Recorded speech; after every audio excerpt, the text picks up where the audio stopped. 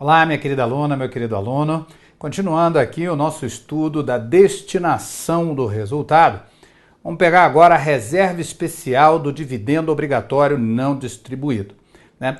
E essas três primeiras reservas que nós estamos vendo aqui, nesse módulo 6, não foi à toa que eu organizei a apresentação delas, a ordem de apresentar para você, minha querida aluna, essas reservas. Por quê?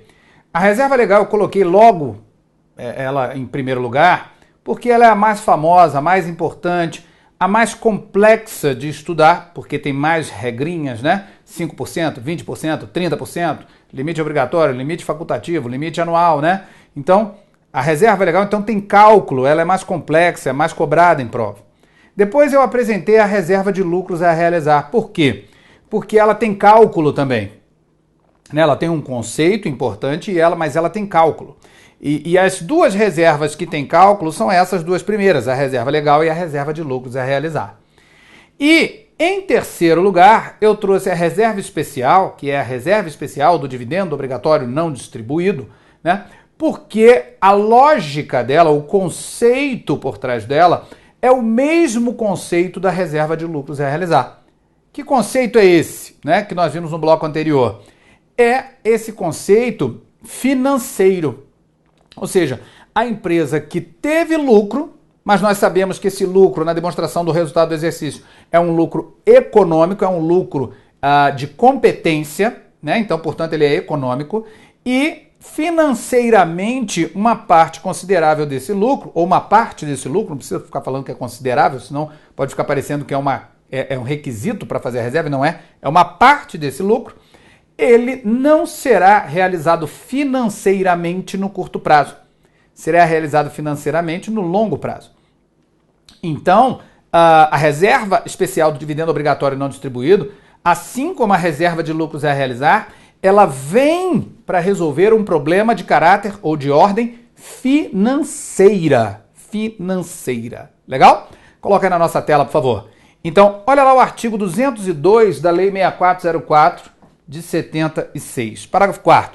O dividendo previsto neste artigo não será obrigatório no exercício social em que os órgãos da administração informarem à Assembleia Geral Ordinária ser ele incompatível com a situação financeira da companhia, né? Então ele está falando novamente de não distribuir o dividendo obrigatório, né?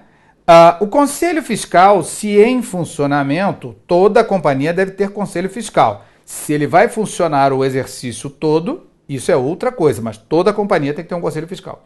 Deverá dar parecer sobre essa informação e, na companhia aberta, seus administradores encaminharão à Comissão de Valores Mobiliários, dentro de 5 dias da realização da Assembleia Geral, exposição justificativa da informação transmitida à Assembleia.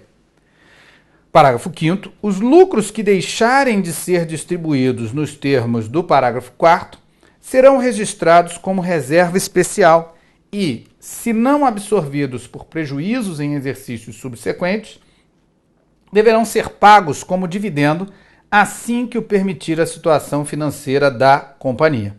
Então, olha esse parágrafo 5º, é aqui que surge, né?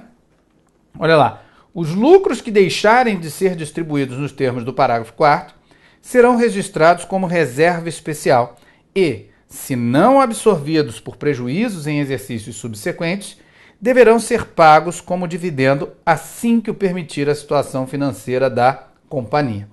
Então, perceba que nesse caso, né, embora seja uma situação similar que fundamenta a constituição dessa reserva de lucros, que é a reserva especial do dividendo obrigatório não distribuído, né, a situação é um pouco diferente. Por quê? Porque aqui ele não coloca limite, ou seja, eu posso deixar de destinar todo o dividendo obrigatório.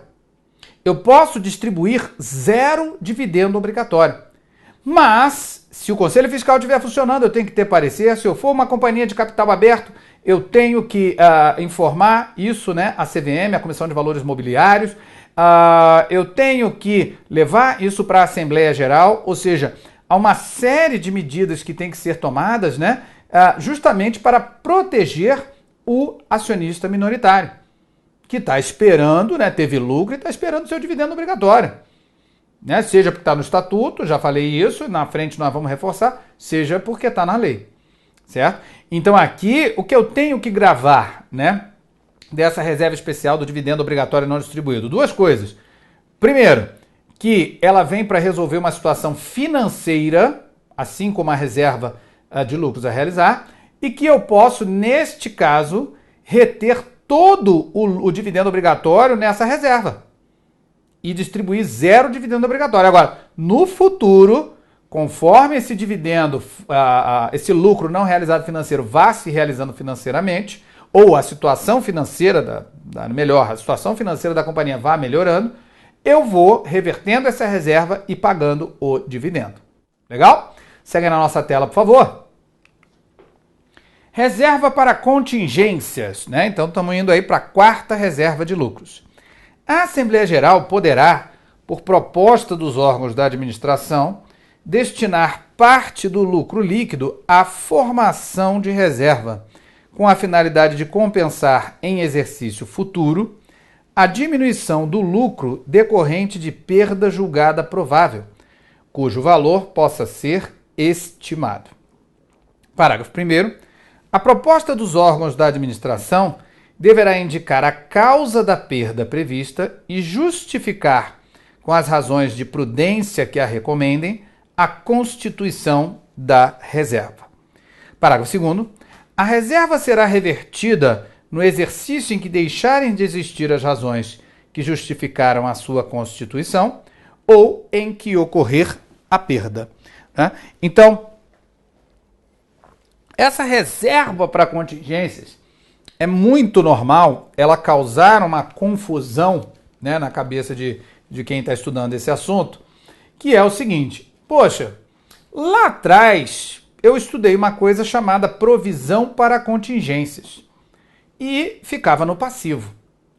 E agora eu estou sendo apresentado a reserva para contingências, que fica no patrimônio líquido.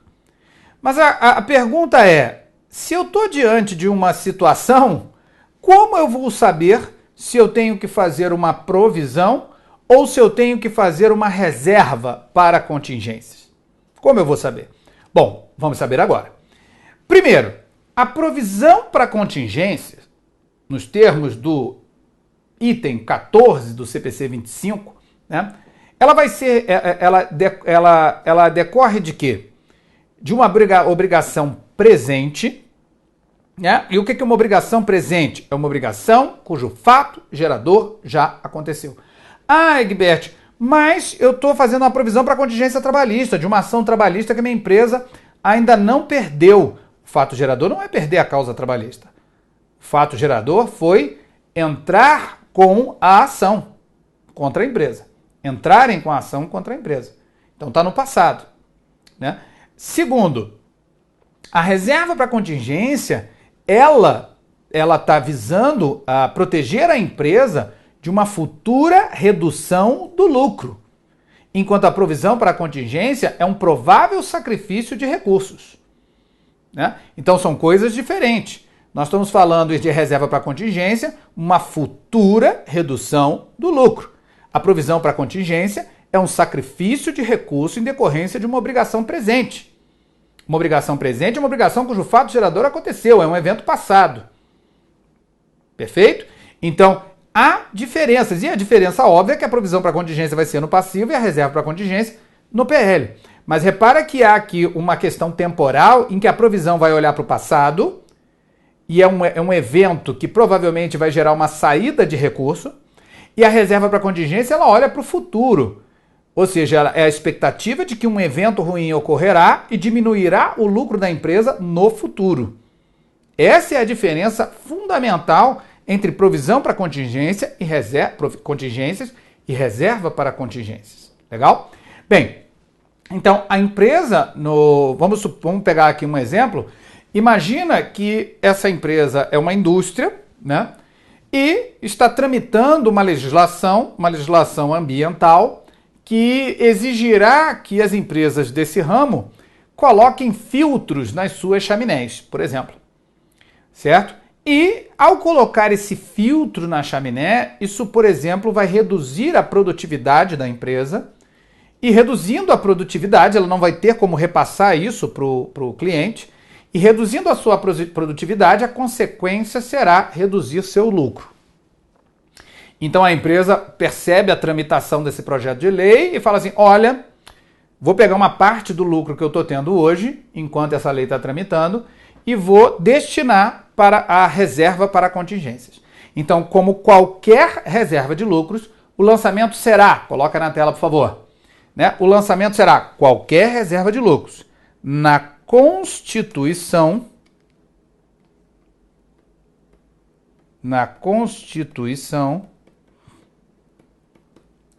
será debita lucros acumulados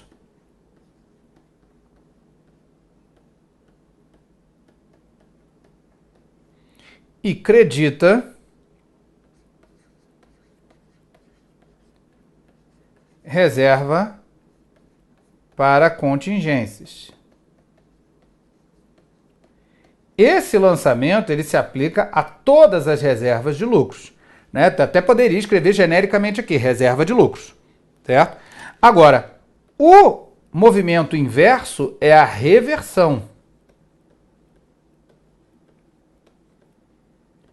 A reversão vai ser debita reserva para contingências e credita lucros acumulados, né? Ou seja, de lucros acumulados vieste, para lucros acumulados voltarás, né? Essa é a sina das reservas de lucros, certo? Agora, em que situações a reserva para contingências ela reverterá para lucros acumulados? Ela reverterá quando a contingência acontecer, então retomando o nosso exemplo da legislação ambiental que pretende obrigar as empresas a colocar filtros nas suas chaminés, né? Esse foi o exemplo que eu criei aqui. Vamos supor que essa lei foi aprovada pelo Congresso, foi sancionada pelo presidente da República e entrou em vigor.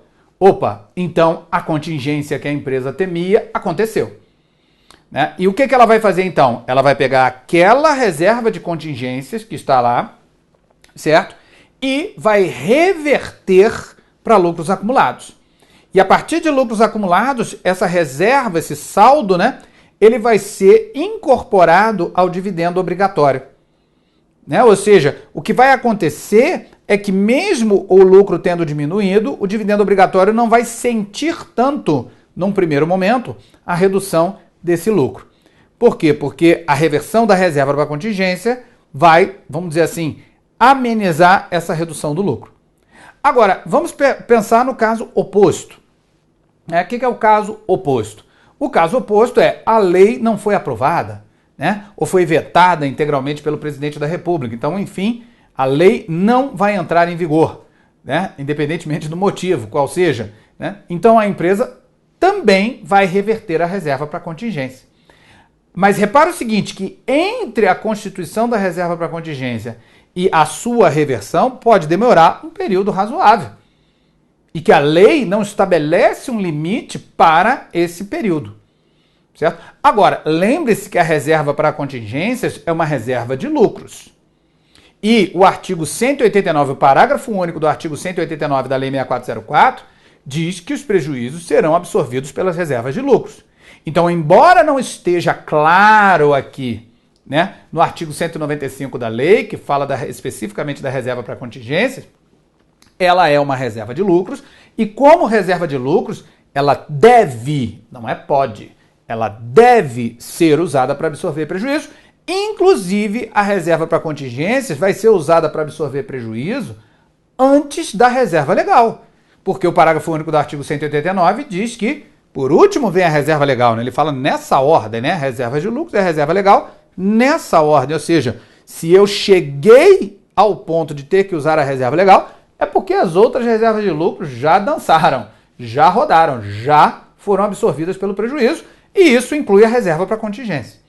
Certo? Então, algo que é pouco comentado, que eu vejo aí nos livros, né, de concurso e nas aulas, é essa possibilidade de a reserva para contingência no meio do caminho entre se saber se a contingência vai acontecer ou não, né, entre saber se as razões que levaram à sua constituição realmente se confirmaram ou deixaram de existir, né, para que ela seja revertida, ela no meio do caminho ser usada para absorver prejuízo. Legal?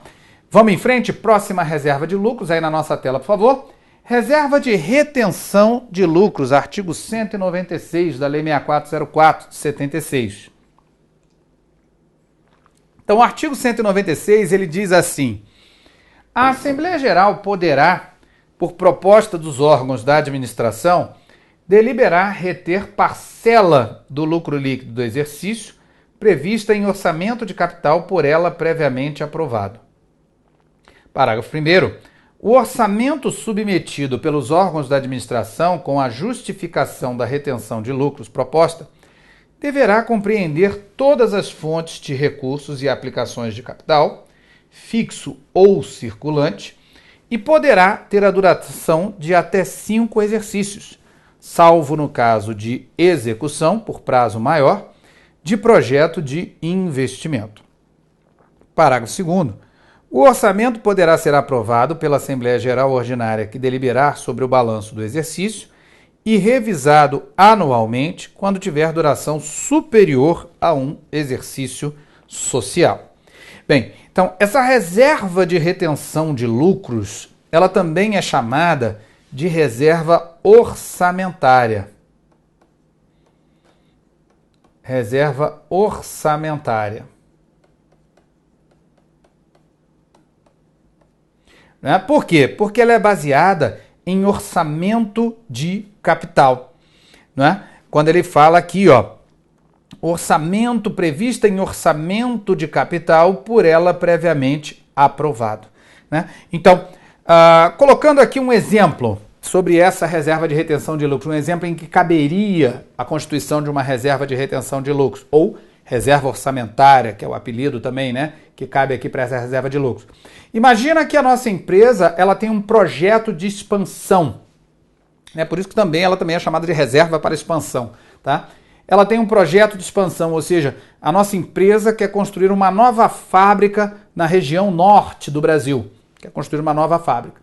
Ela está pretendendo colocar esse projeto em prática daqui a 3 anos. Daqui a 3 anos ela vai começar essa obra. Então, daqui a 3 anos ela vai começar a obra e ela quer financiar parte dessa obra com recursos próprios. Então, o que essa empresa pode fazer? O que ela pode fazer, repara que eu estou dando ênfase na palavra pode. Por quê? Porque, tirando a reserva legal, todas as demais reservas de lucros são facultativas, tá? Então, ela pode reter parte desse lucro e destinar para essa reserva de lucros, chamada reserva de retenção, ou reserva orçamentária, ou reserva para expansão, né?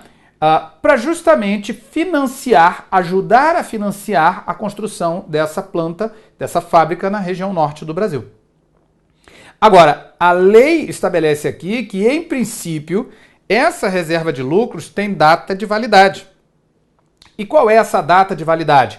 Até 5 anos, podendo ser prorrogada. E aí faltou aí uma regra melhor, né, para essa prorrogação, porque não diz se pode ser prorrogado uma vez, 2 vezes, ou por quanto tempo pode ser prorrogado, né? Mas enfim, o que nos interessa aqui para o concurso público é essa reserva, ela é para financiar uma expansão do negócio da empresa e, em princípio, o prazo dela é de 5 anos, 5 exercícios, beleza? Segue na nossa tela, por favor. Próxima reserva de lucros. Reservas estatutárias. Artigo 194 da Lei 6404 de 1976. Então, o Estatuto poderá criar reservas desde que, para cada uma, inciso 1, indique de modo preciso e completo a sua finalidade. Inciso 2. Fixe os critérios para determinar a parcela anual dos lucros líquidos que serão destinados à sua constituição. Ou seja, quando eu falo de parcela anual dos lucros líquidos, eu estou falando do fluxo. E 3. Estabeleça o limite máximo da reserva, ou seja, o saldo. Né? Então é aquela lógica que nós vimos na reserva legal. A reserva legal. Então, o estatuto ele pode criar diversas reservas de lucros. E é aqui que você fica me olhando atravessado aí do outro lado da tela, né, meu querido aluno? Né, minha querida aluna? Poxa, Egberto, você não falou que eram 8 as reservas de lucros? Falei para ser didático. Por quê? Porque quando se trata de reserva estatutária, aqui se abre um leque infinito. Por quê? Porque reserva estatutária, na verdade, é um subgênero, vamos dizer assim. Né? Porque eu posso criar diversas espécies de reservas estatutárias. É isso que está dizendo aqui o artigo 194.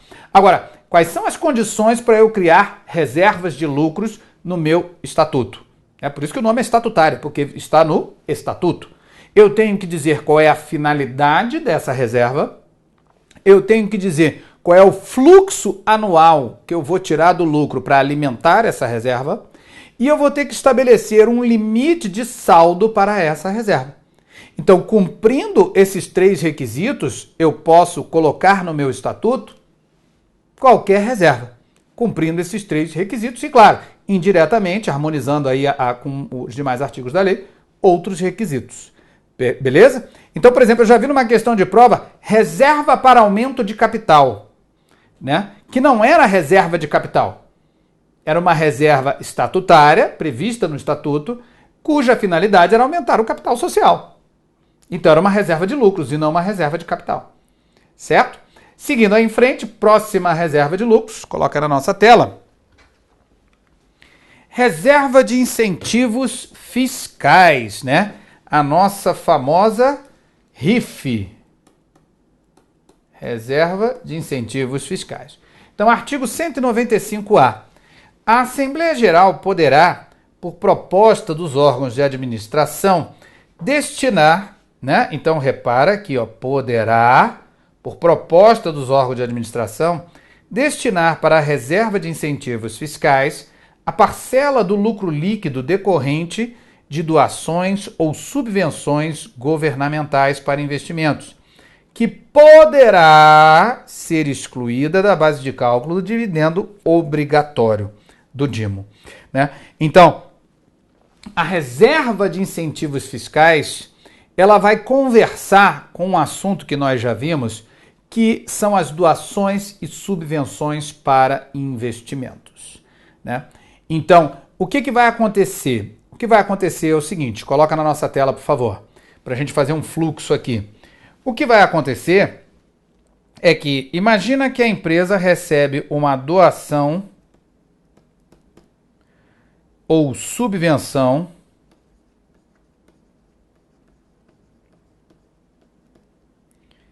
para investimento. Recebeu uma doação ou subvenção para investimento. Então, ela vai contabilizar isso no passivo ou retificadora do ativo. Certo? Bom, posteriormente, ela vai apropriar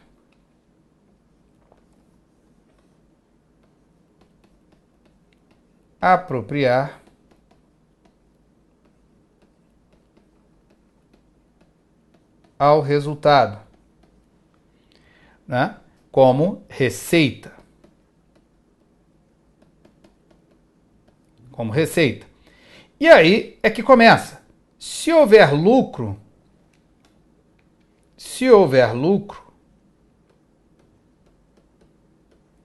então parte desse lucro, né? Então essa receita aqui, essa receita vai virar reserva de incentivos fiscais. E depois a empresa, ela deduz, né, da base de cálculo BC do DIMO.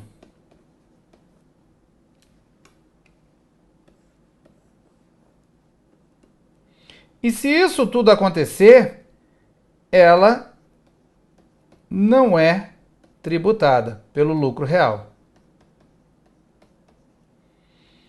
Então, repara que a história começa numa doação e subvenção para investimentos. Isso é registrado como um passivo, uma receita diferida, uma receita antecipada ou retificadora do ativo. Né? Ela vai sendo apropriada para o resultado, por uma regra que vai depender do caso concreto. Se houver lucro, a receita que vai estar dentro desse lucro, referente à doação e subvenção para investimento, poderá ser destinada para a reserva de incentivos fiscais. Então aqui o verbo é poderá. E a empresa, se quiser, né, ou seja, ela poderá deduzir esse valor da base de cálculo do dividendo obrigatório.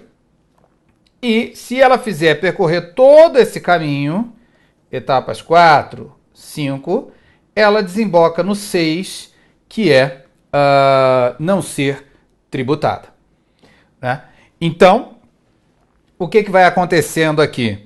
Esse fluxo, né, é o fluxo que a empresa tem que seguir se ela quiser que essa doação e subvenção governamental, né? Na verdade, é doação e subvenção governamental, não é qualquer doação e subvenção. Se ela quiser que a receita decorrente dessa doação e subvenção governamental não seja tributada pelo imposto de renda com base no lucro real. Ela vai seguir esse caminho. Claro, há uma simplificação no que eu estou colocando aqui em relação aos artigos, ao artigo 30 da Lei 12.973 de 2014, que fala do regime tributário definitivo. Aqui tem uma simplificação, mas essa é a maneira útil, vamos dizer assim, e eficiente de estudar isso para a prova do concurso público. Né? Não estou falando aqui de estudar tributação, isso aí você vai estudar no direito tributário. Para a prova de concurso público de contabilidade, isso aqui basta para resolver as questões que vão cobrar esse assunto. E a mesma lógica vai acontecer na próxima reserva de lucros. Coloca aí na tela, por favor. Olha lá. A próxima reserva de lucros é a reserva específica de prêmio na emissão de debêntures, né? Que a gente chama aqui de REPED. Reserva específica de prêmio na emissão de debêntures.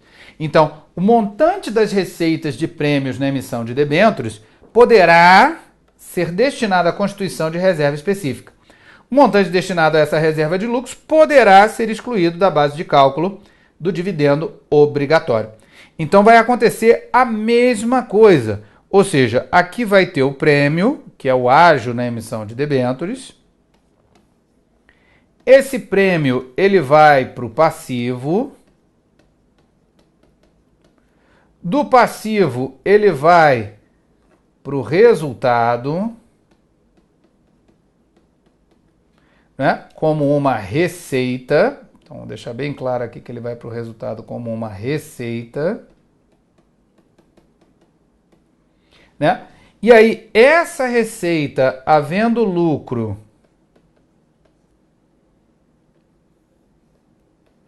ela, né, vai ser destinada à constituição da REPED, né? Se quiser, pode deduzir da base de cálculo do dividendo obrigatório.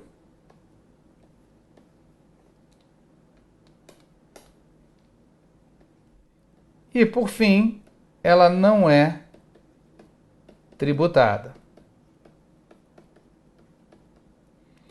É exatamente a mesma sequência. 1, 2, 3, 4, 5 e 6. Exatamente a mesma lógica.